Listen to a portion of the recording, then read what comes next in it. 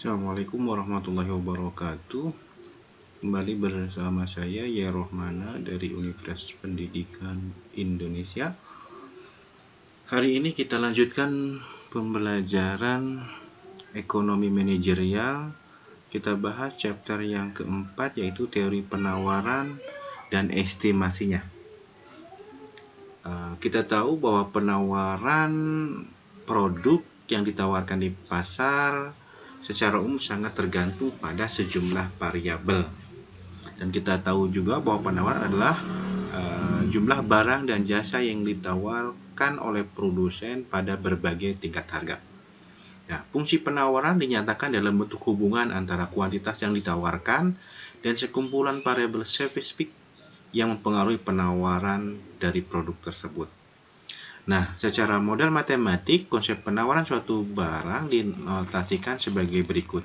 QSX atau kuantitas suplai barang X adalah fungsi atau dipengaruhi atau ditentukan oleh PX. PX adalah harga barang X, PI ada harga dari input yang digunakan untuk produksi produk X tersebut, yang di dalamnya sumber daya, tentu ya, resources, ada sumber daya alam, input sumber daya alam, input sumber daya manusia, modal, dan input entrepreneur atau skill.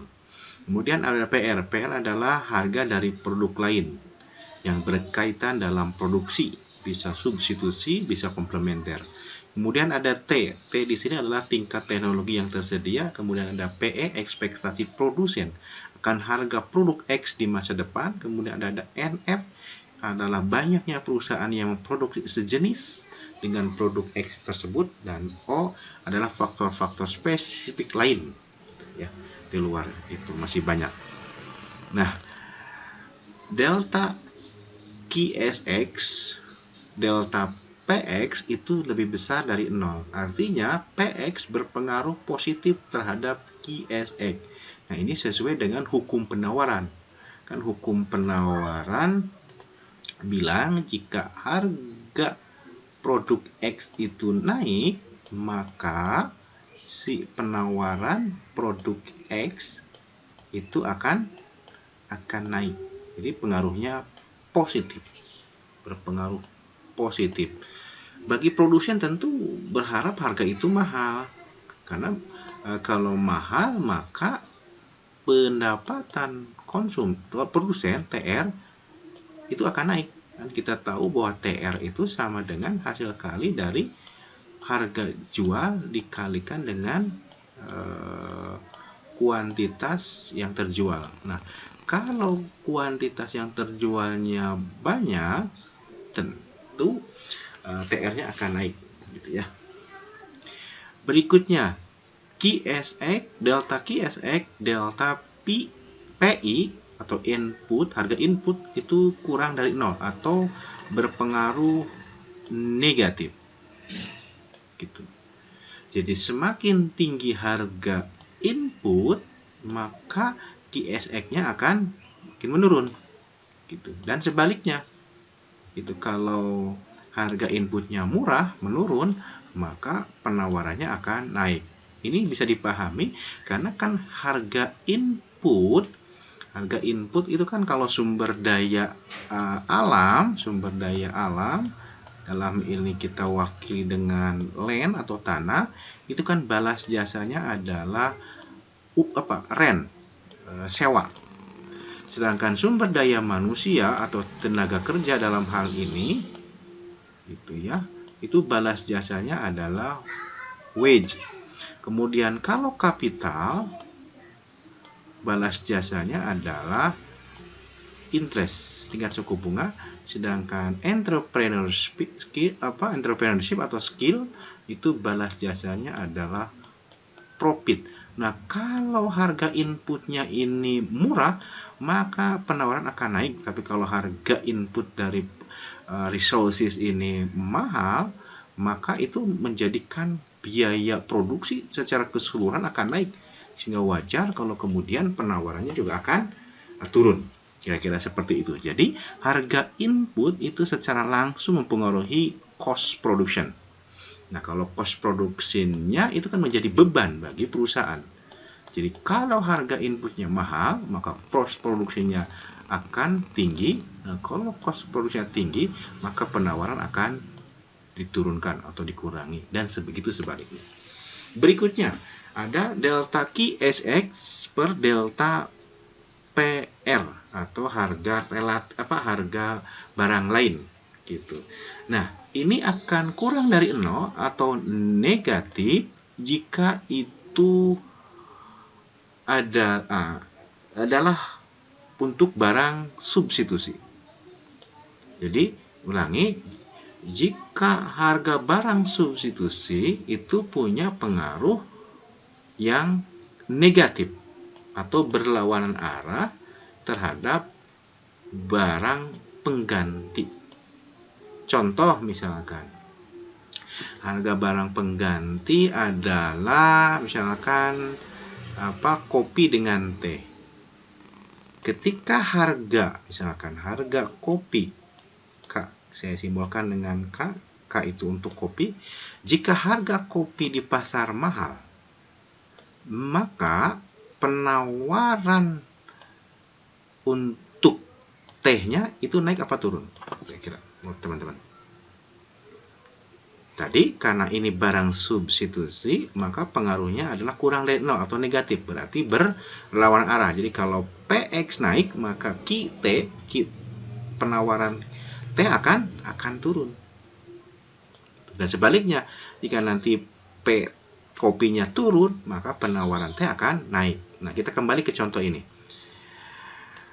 Saya ulangi. Jika harga kopi itu naik atau mahal di pasar, maka kuantitas supply untuk teh akan turun. Pertanyaannya adalah mengapa seperti itu? Kan gitu ya. Kita jawab bareng-bareng.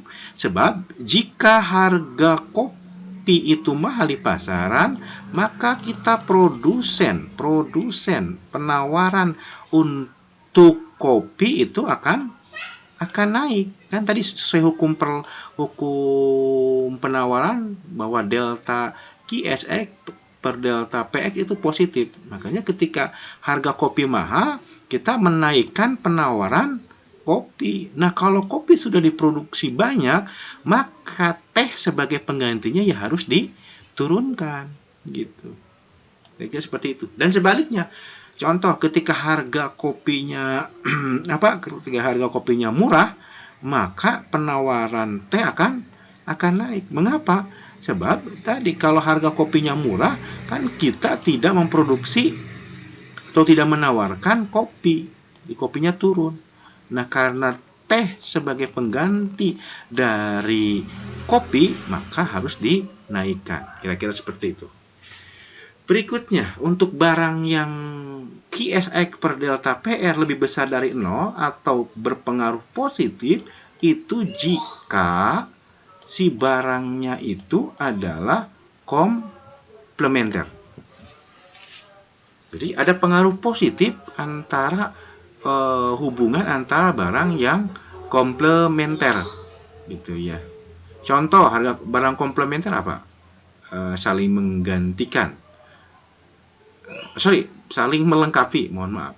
Saling melengkapi. Ya kalau misalkan kopi ya dengan gula misalkan ya. Kopi dengan gula. K kopi, G gula. Jika harga kopi di pasar mahal, maka penawaran dari gula gimana? Naik apa turun? Tentu kalau melihat komplementer dari sini rumusnya harusnya positif, lebih besar dari 0, jadi positif. Kalau positif berarti searah. Makanya ketika PX naik, maka kuantitas gula harus naik. Gimana pertanyaannya? Mengapa? Kan gitu. Jawabannya sama, prosedurnya seperti ini. Jika harga kopi itu mahal, maka produsen kopi akan menaikkan penawarannya. Nah, karena kopi adalah komplementer dengan gula, maka si gula pun harus dinaikkan supaya fungsinya melengkapinya betul gitu kan. Kalau harga kopinya mahal, penawaran kopinya naik, maka gula pun akan dinaikkan karena kopi dan gula adalah satu paket, melengkapi.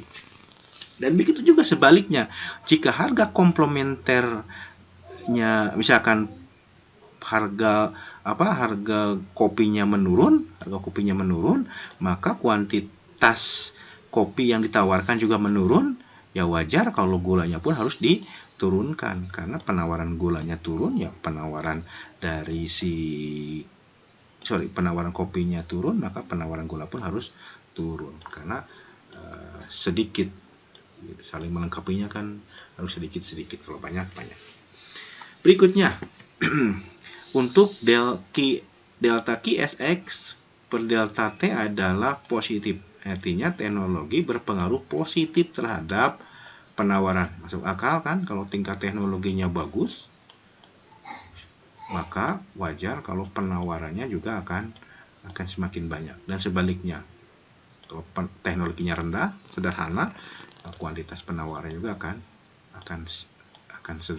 sedikit. QSX delta PE, ekspektasi berpengaruh negatif, berlawanan arah. Jadi kalau ekspektasi harga di masa depan misalkan bahwa barang itu akan naik, maka penawaran sekarang itu akan turun. Ya, tunggu aja di masa depan. Gitu. Dan sebaliknya, jika di harga masa depan itu misalkan bulan depan harga diprediksi akan turun, maka penawaran sekarang justru akan naik karena kita memanfaatkan momentum harga sekarang yang lebih menguntungkan, gitu ya. Tapi kalau harga bulan depan akan mahal, ya penawaran sekarang dikurangi biar nanti dijualnya di bulan depan saja pas harganya sudah naik, gitu. Bagi produsen, naiknya harga tentu menguntungkan. Yang tidak senang kan konsumen. Kira-kira seperti itu.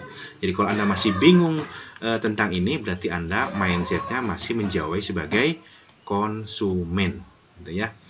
Yang terakhir ini adalah NF. NF itu produsen sejenis. Lebih besar dari 0, perubahannya artinya berpengaruh positif. Ya, kalau produksinya semakin banyak, tentu penawaran juga akan semakin banyak. Oke.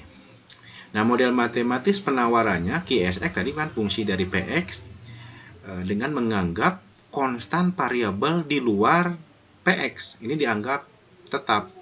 Makanya simbolnya fungsi hanya dari PX, sehingga ini, mohon maaf ini udah kecoret-coret, jadi QSX hanya menyisakan bahwa QSX itu sama dengan hanya A ditambah B plus saja, BP, maksudnya BP. Sedangkan variabelnya itu dimasukkan ke konstanta di A.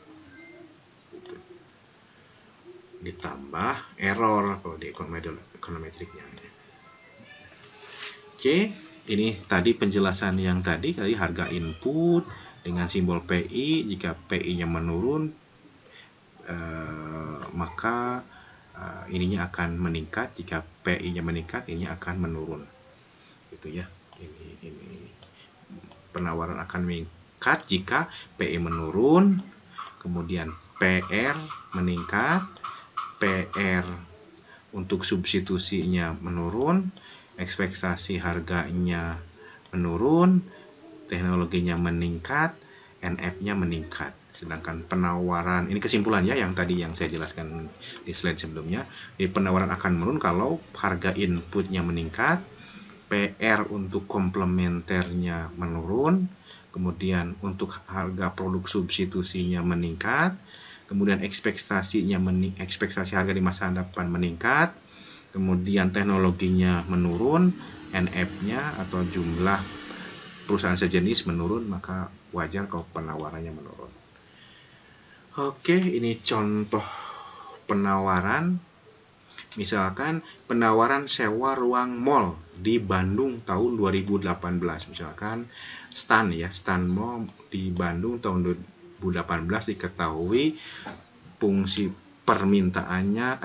penawarannya adalah QSX sama dengan 325 ditambah 7 PX min 0,25 PI min 8 PR plus 5 NF, di mana QSX adalah kuantitas penawaran sewa di pusat perbelanjaan dengan satuannya 1000 meter persegi gitu ya.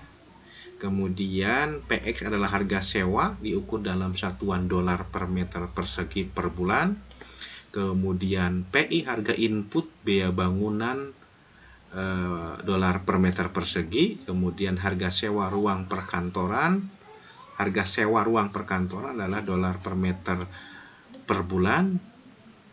Kemudian NF, banyaknya pengembang yang tawarkan sewa ruang pusat perbelanjaan adalah sekian unit perusahaan, unit satuannya. Maka secara hasil ekonometrik ini, ingat teman-teman, masih ingat enggak dengan makna ini nih? Ini kan sebuah konstanta, itu kan sebuah konstanta. Apa maknanya? Masih ingat? Ya. Jadi ketika PX 0, PI-nya 0, PR-nya 0, dan NF-nya 0, maka jumlah penawaran sewa ruang di pusat perbelanjaan adalah 325.000 meter persegi. Gitu, ingat satuannya 1000 meter persegi. Kalau PX, PI, PR, NF-nya 0 atau tidak ada. Masih ingat dengan makna ini? Apa makna plus 7 PX? Artinya jika, lihat, PX itu kan simbol dari harga. Jika harga sewa ruang pusat perbelanjaan naik $1 per meter persegi per bulan, maka diprediksi penawaran sewa ruang pusat perbelanjaan akan naik 7.000 meter persegi. 7.000 dari satuannya ini persegi. Kemudian apa yang PI ini? Yang min 0,25 PI. Artinya kalau PI kan ini. Artinya jika harga input atau biaya pengembangan ruang pusat perbelanjaan naik $1 per meter persegi, maka QSX atau penawaran sewa ruang di mall itu akan turun sebesar 0,25.000 meter persegi. Gitu. Bagaimana kalau harga inputnya naik $10, misalkan $10 per meter persegi, maka $10 ini harus dikalikan ke sini. Berarti si penawaran akan, karena negatif, akan, jadi saya ulangi, jika harga input naik $10.000 per meter persegi, maka QSX atau penawaran akan turun karena negatif kan. Yang satu bilang naik, ini harus bilang turun. Turunnya berapa? 10 kali 0,25 adalah 2,5 dengan satuannya 1000 meter persegi. Kira-kira seperti itu. Dengan hal yang lain Anda bisa buka lagi buku ekonometrikanya ya, kalau masih ada yang dilupakan. Oke. Misalkan pada tahun tersebut punya data informasi seperti ini. Bahwa PX, berarti PX itu kan harga sewa pusat perbelanjaan itu adalah $75 per meter persegi per bulan. Kemudian PI-nya adalah $500 per meter persegi. Kemudian PR adalah harga sewa ruang perkantoran $25 per meter persegi per bulan. Dan NF adalah banyaknya pengembang adalah 20 perusahaan. Maka berdasarkan data ini, maka kita bisa buatkan fungsi penawarannya.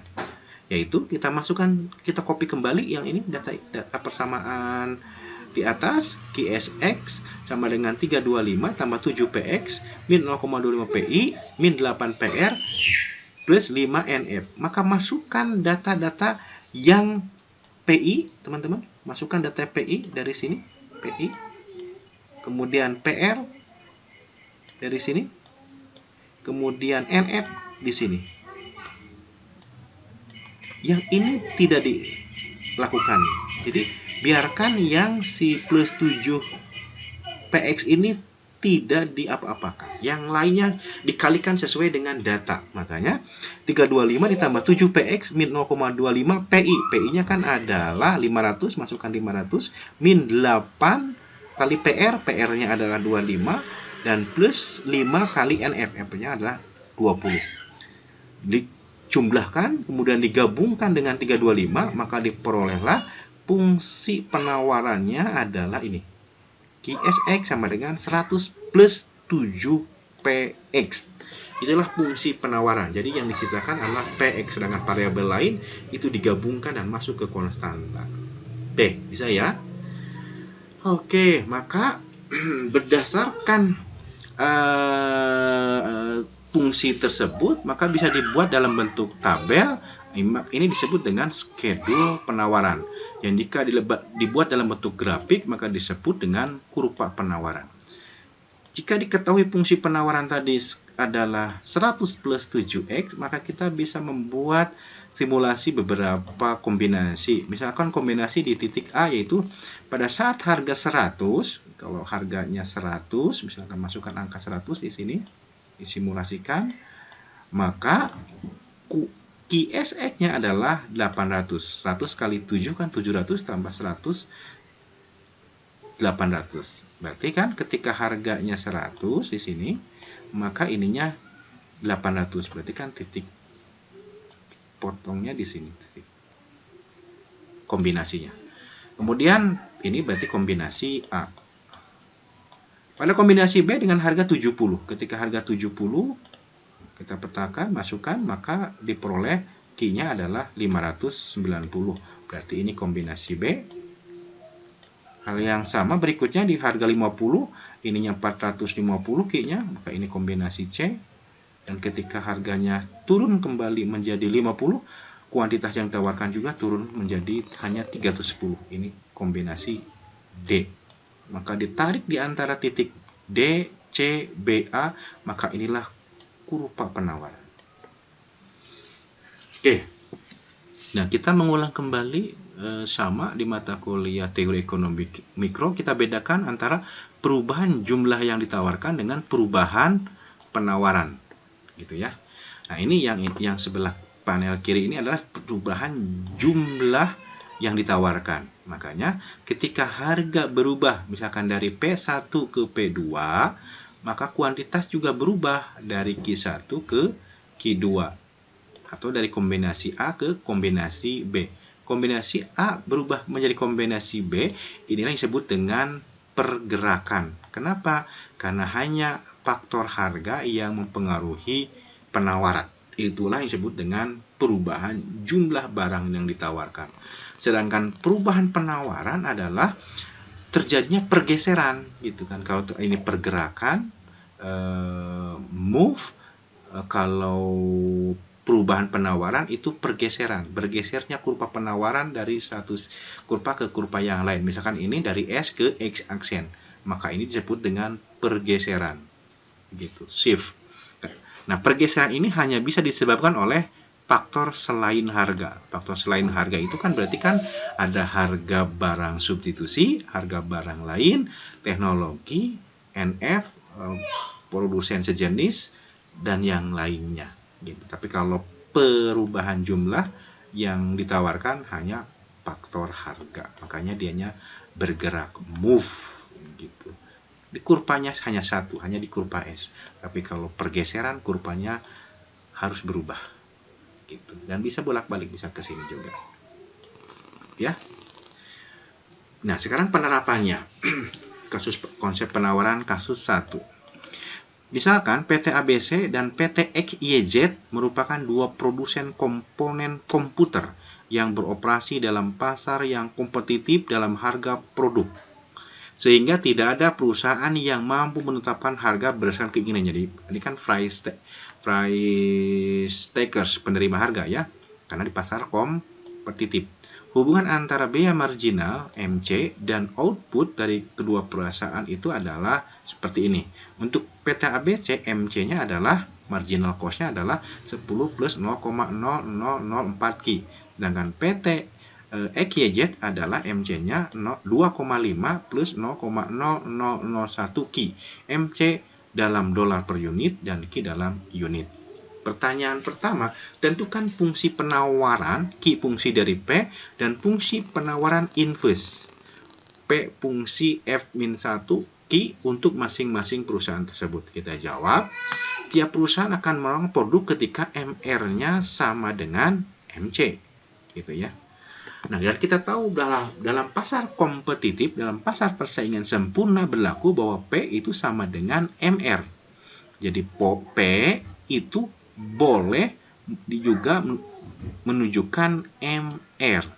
Nah, maka karena P itu sama dengan MR, sekarang kita rubah gitu ke sini, gitu kan. MR-nya boleh diganti dengan P. Makanya berlaku berarti boleh P itu sama dengan MC. Gitu. Nah, ketika diketahui P itu sama dengan MC, maka yang MC perusahaan PT ABC ini kan boleh kita anggap sebagai P, ya kan? Makanya ini kita bisa katakan bahwa P adalah sama dengan 10 plus 0,004 Ki. Karena tadi ini berlaku bahwa P itu sama dengan MC. Jadi kalau MC-nya persamaan ini, maka otomatis P-nya juga boleh disamakan. Karena P sama dengan MC. Ya, MC. Bisa diikuti ya. Jadi P sama dengan 10 plus 0,004 Ki. Maka bentuk inverse-nya, kalau kita buat inverse-nya, berarti kan kita balikan. Gitu. Kita balikan. Sekarang Ki-nya yang pindah ke kanan. Maka Ki sama dengan min 25.000 plus 2.500 P. Ya kan? Oke, dari mana 25 min 25.000? Ya ini min 10 dibagi 0,0004 gitu. Dari mana plus 2.500 P? Dari yang 1 P ini dibagi dengan 0,0004. Maka dapat fungsi inverse-nya ini. Nah, hal yang sama juga untuk PT XYZ gitu. Karena sama P sama dengan MC, sekarang berarti yang MC perusahaan XYZ juga diperlakukan sama, bahwa itu adalah P juga. Itu P juga. Jadi P sama dengan 2,5 plus 0,001 Ki. Nah, fungsi inverse-nya dibalikan. Berarti Ki sama dengan min 25.000 plus 10.000 P. Dari mana min 25.000? Dari 2,5 dibagi 0,001. Dari mana 10.000? Berarti 1 P ini dibagi dengan ini. Maka ini adalah fungsi penawaran untuk PT ABC, untuk XYZ, dan ini fungsi penawaran untuk ABC. Pertanyaan yang kedua, hitung kuantitas penawaran.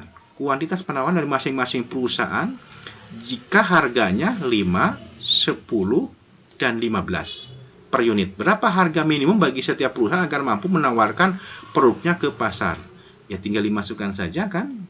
Kita tahu kalau fungsi penawaran tadi di slide sebelumnya bahwa untuk ABC fungsi penawarannya adalah min 25.000 plus 2.500 P.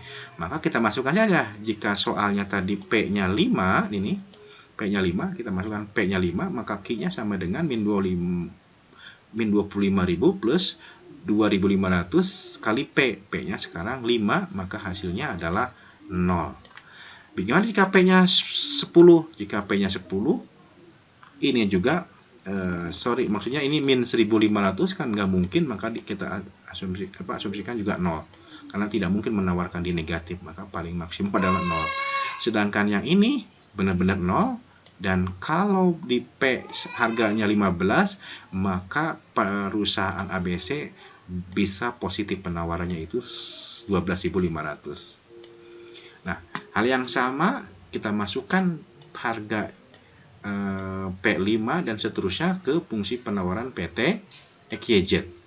Dengan fungsinya ini, maka kita masukkan jika P-nya 5, dengan fungsi ini masukkan 5, hasilnya 25.000. Jika harganya 10, maka kuantitas yang ditawarkan naik 75.000, dan jika 15, nah lebih naik lagi 125.000. Maka harga minimum untuk PT ABC adalah harus lebih besar dari 10. Kenapa? Karena kalau pas dengan 10 kan hasilnya 0. Artinya harus lebih besar dari 10, misalkan 11. Kalau 11 pasti ini tidak 0, pasti ada angka positifnya. Jadi harga minimum PT ABC adalah harus lebih besar dari $10. Bagaimana dengan PT XYZ? Kalau PT XYZ bisa P-nya lebih besar dari 2,5. Gitu, harus besar. Karena kalau 2,5 itu kan persis sama dengan 0. Maka dia harus lebih besar dari 5. 2,5. 5 saja sudah bisa memproduksi atau menawarkan 25.000. Kira-kira seperti itu. Saya pahami.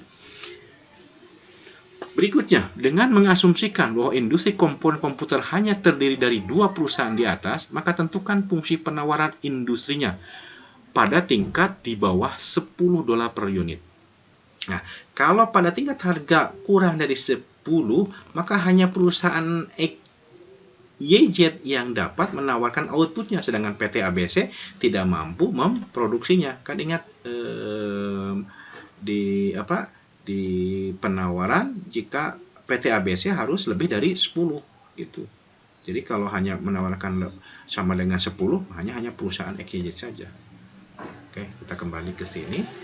Jadi kalau kurang dari 10 hanya ada perusahaan XYZ saja yang berani menawarkan, sedangkan PT ABC tidak mampu dia, karena minimal lebih dari 10 justru. Maka fungsi penawarannya, kalau harga kurang dari P10, berarti fungsi penawaran PT XYZ itu sekaligus sebagai penawaran industri. Karena di ekonomi mikro, penawaran industri adalah gabungan dari perusahaan-perusahaan yang ada sejenis, dan penawaran pasar adalah kumpulan atau gabungan dari perusahaan-perusahaan yang ada. Nah, kalau yang adanya cuma satu yang mampu produksi, maka otomatis dia berlaku sebagai industri juga otomatis. Nah, lain hal, kasus 2. Sebagai manajer dari suatu klub tertentu, Anda harus menetapkan harga terbaik untuk sewa loker. Asumsikan bahwa biaya marginal dari loker adalah 0, berarti gratis misalkan ya biaya membuat lokernya. Ini sesuatu yang tidak mungkin sebenarnya, tapi ini asumsi saja. MC-nya 0. Permintaan bulanan diketahui fungsinya adalah seperti ini, Q sama dengan 100 min 2P. Jadi ini adalah Anda punya usaha sewa loker di sebuah klub tertentu, misalkan klub Anda punya klub nembak misalkan, dan seterusnya, klub olahraga, fitness, dan seterusnya. Ada biaya sewa loker atau biaya penyimpanan barang-barang di bank misalkan ya, untuk safety box misalkan. Fungsi permintaannya seperti ini, di mana P adalah harga sewa bulanan, Q adalah banyaknya loker yang disewa per bulan. Pertanyaannya, berapa harga yang akan Anda tetapkan jika kondisinya seperti ini? Maka kita jawab bahwa tetapkan harga maksimum TR. Jadi maksimumkan TR dengan jalan membuat MR sama dengan 0. Kenapa MR sama dengan 0? Sebenarnya secara umum penetapan harga itu berlaku harus MR sama dengan MC. Ini rumus umumnya sebenarnya. MR sama dengan MC. Ini rumus umumnya penentuan harga maksimum untuk memperoleh laba maksimum. Nah, karena tadi MC-nya itu sama dengan 0, jadi kalau MC-nya 0, ya masukkan 0, berarti bahwa TR maksimum terjadi ketika MR-nya sama dengan 0. Kira-kira seperti itu. Kenapa 0? Karena ininya 0. Tapi kalau MC-nya ada, maka berlaku MR sama dengan MC. Nah, sekarang diketahui kan fungsi penawaran itu kan tadi Q sama dengan 100 min 2P. Maka fungsi inverse-nya sekarang P sama dengan 50 min 0,5 Q. Ingat ya, fungsi inverse membalikan saja, P-nya duduk di depan dan Q masuk ke dalam. Makanya P 50. 50 dari mana? Dari 100 dibagi 2, dan setengah adalah 1 dibagi 2. Oke, kita masukkan persamaan total revenue, TR. TR adalah P kali Q. P-nya adalah ini kan persamaan P-nya. Maka P-nya dapat ini. Kemudian dikalikan dengan Q. Maka Q kali 50 adalah 50 Q, dan Q kali min 0,5 Q berarti min 0,5 Q kuadrat. Dapat TR. Setelah dapat TR, maka kita buat fungsi MR. MR adalah delta TR, delta Q atau derivatif dari fungsi ini.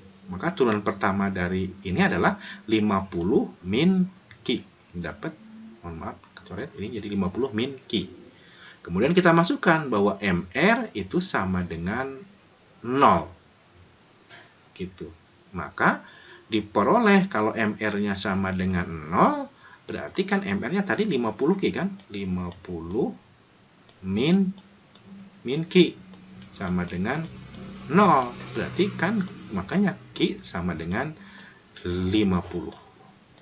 Saya. Jadi Q sama dengan 50, maka P sama dengan 25.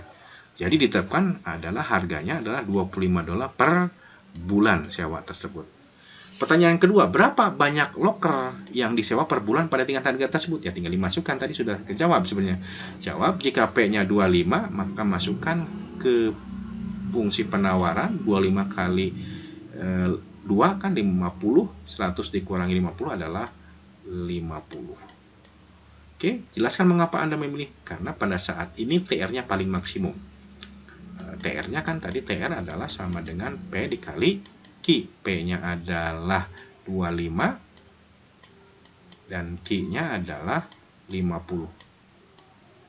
Nah, inilah hasil TR yang paling memaksimumkan dibandingkan dengan kombinasi harga yang lainnya. Mau di atasnya misalkan mau ke 26, 27 dan seterusnya, mau di bawah harga 25 yaitu misalkan 24, itu TR-nya pasti tidak maksimum.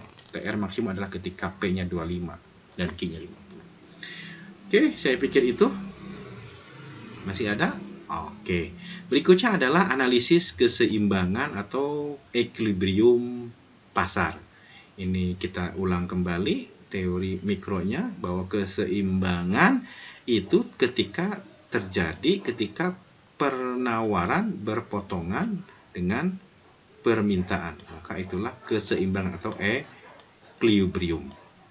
Jadi equilibrium terjadi ketika perpotongan antara permintaan dan penawaran. Jika harga berada di atas harga keseimbangan, misalkan di P3, maka yang terjadi adalah kelebihan penawaran. Kok bisa kelebihan penawaran? Sebab ketika harga keseimbangan itu misalkan di P2 di sini titik potongan, di sini di titik potong equilibrium dengan S dan D di sini, ketika harga meningkat misalkan menjadi 3, maka yang menawarkan banyak. Ini kan kurva penawaran di sini, maka yang menawarkan adalah 60. Sedangkan yang minta di sini, karena kurva permintaan kan ini kurvanya. Makanya yang minta hanya 20. Nah, ketika yang menawarkan 60 tapi yang minta adalah 20, maka terjadi excess supply, kelebihan penawaran.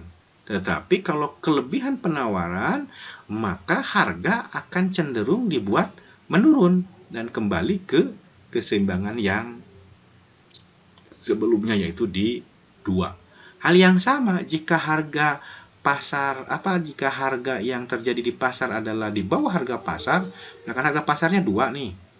Tapi kemudian ternyata berlaku ditentukan misalkan oleh pemerintah harganya hanya 1, maka yang terjadi adalah yang menawarkan sedikit yaitu hanya di 20, sedangkan yang meminta di sini karena kurvanya permintaan di sini yang meminta 60.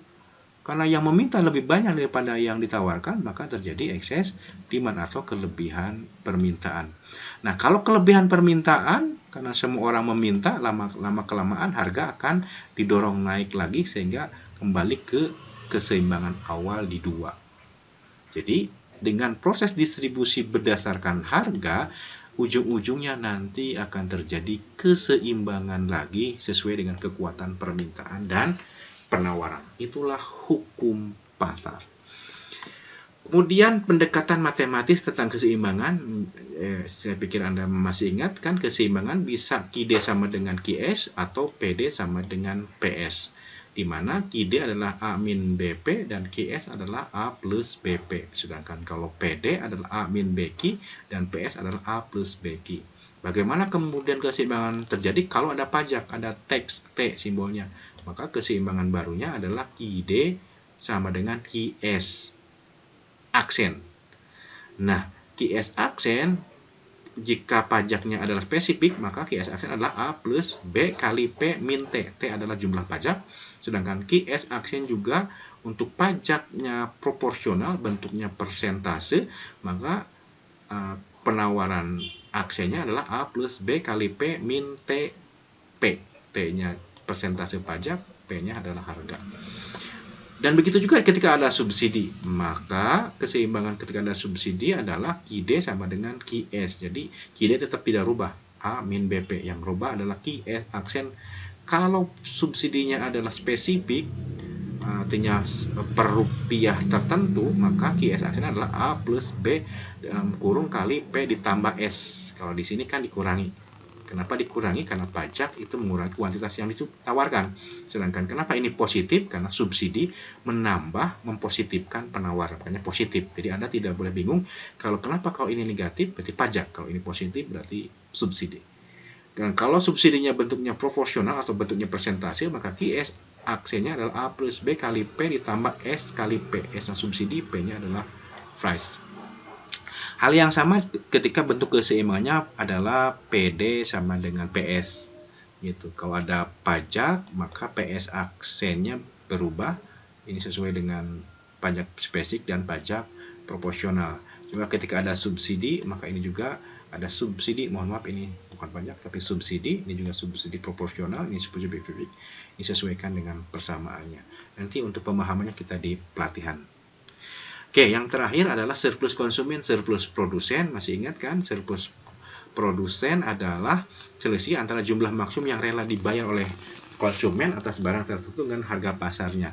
Jadi kalau harga pasar di P2 dan konsumen mampu membayar di P1, maka berarti wilayah ini adalah wilayah surplus konsumen. Dan kalau kita tarik terus ke atas, maka sebenarnya ini berarti wilayah surplus konsumen juga. Dan kesimpulannya, jadi disebut wilayah surplus konsumen adalah kurva di atas harga keseimbangan, tapi di bawah kurva permintaan. Nah, sebaliknya, yang surplus produsen adalah wilayah yang di bawah harga keseimbangan tapi di atas kurva penawaran. Jadi wilayah ini adalah wilayah surplus produsen. Dan Anda masih pasti ingat gitu ya. Kita lanjutkan, ini rumusnya. Silakan nanti dipelajari. Bukan lagi mikronya atau bukan lagi matematikanya, ini fungsi integralnya. Kalau secara matematik sederhana, kalau dia memang persamaannya linear sih bisa ditebak bahwa surplus produsen bisa dengan rumus 1/2 atau setengah kali alas kali tinggi. Itu kan alas kali tinggi. Alasnya ini adalah sampai sini dan tingginya dari sini sampai sini. Gitu ya. Tapi kalau non linear lebih baik pakai integral. Oke, pelajari lagi nanti di buku mikronya. Hal yang sama juga surplus produsen, kalau dia bentuknya persamaan linear, maka ini cukup ditebak dengan setengah alas kali tinggi. Dan kalau dia non linear lebih bagus pakai ini, integral. Terima kasih, kita ketemu lagi pada sesi berikutnya. Assalamualaikum warahmatullahi wabarakatuh.